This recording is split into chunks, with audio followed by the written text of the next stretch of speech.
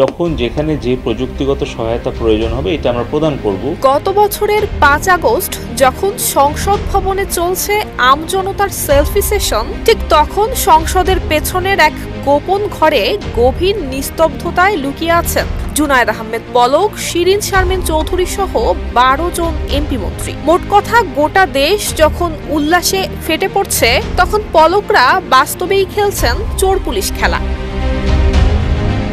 ছাত্র জনতার অভ্যুত্থানে শেখ হাসিনা সরকারের পতনের দিন 5 আগস্ট সকাল থেকে রাত 2:30টা পর্যন্ত speaker Shirin Sharmin Chowdhury, deputy speaker Shamsul Haque Tuku এবং সাবেক আইসিটি প্রতিমন্ত্রী জুনায়েদ আহমেদ পলক সহ মোট 12 জন জাতীয় সংসদ ভবনের একটি কক্ষে লুকিয়েছিলেন। পরবর্তীতে সেনাবাহিনী তাদের উদ্ধার করে। ঢাকা মেট্রোপলিটন ম্যাজিস্ট্রেট আদালতে শুনানি চলাকালে এমনটাই জানান জুনায়েদ আহমেদ পলক। শিয়া বাটার ও ভিটামিন ই সমৃদ্ধ Lily glam beauty soap. Lily, always beautiful. Palak বলেন, আমার বিরুদ্ধে মামলা হয়েছে। মামলার ঘটনার যে তারিখ এবং সময়ের কথা শুনতে পেলাম তার বিষয় বলছি। 5 আগস্ট রাত 2:30টা পর্যন্ত জাতীয় সংসদে স্পিকার, ডেপুটি স্পিকার এবং আমি সহ মোট 12 জন আবদ্ধ ছিলাম। সেদিন সংসদ ভবনও আক্রমণের শিকার হয়। পরবর্তীতে সেনাবাহিনী আমাদের সেখান থেকে উদ্ধার করে। আমার বিরুদ্ধে মিথ্যা অভিযোগ আনা হয়েছে। আমি এর ন্যায় বিচার চাই।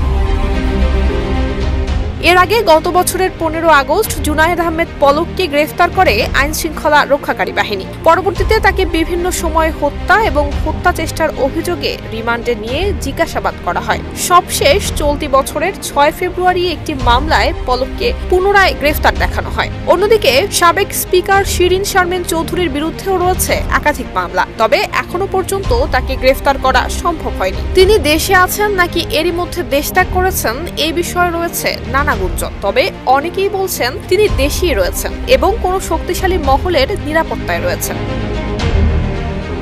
2024 সালের 5 আগস্ট গণবিক্ষোভ চূড়ান্ত রূপ নিলে খবর ছড়িয়ে পড়ে তৎকালীন প্রধানমন্ত্রী শেখ হাসিনা দেশ ছেড়ে পালিয়েছেন। এরপর উত্তাল জনতা উল্লাসে ফেটে পড়ে এবং গণভবনের দেয়াল ভেঙে সেখানে ঢুকে পড়ে। একইভাবে হাজারো মানুষ সংসদ ভবন এলাকাও দখলে নেয়। অনেকে সংসদ কক্ষে প্রবেশ করে ছবি তোলে এবং ভিডিও করে। ঠিক সেই সময় সংসদ ভবনের এক কক্ষে নিরাপত্তার জন্য আশ্রয় নিয়েছিলেন জুনায়েদ আহমেদ পলক, শিরিন শারমিন চৌধুরী সহ 12 জন হেভিওয়েট। পরবর্তীতে সেনাবাহিনী অভিযান চালিয়ে তাদেরকে নিরাপদে উদ্ধার করে।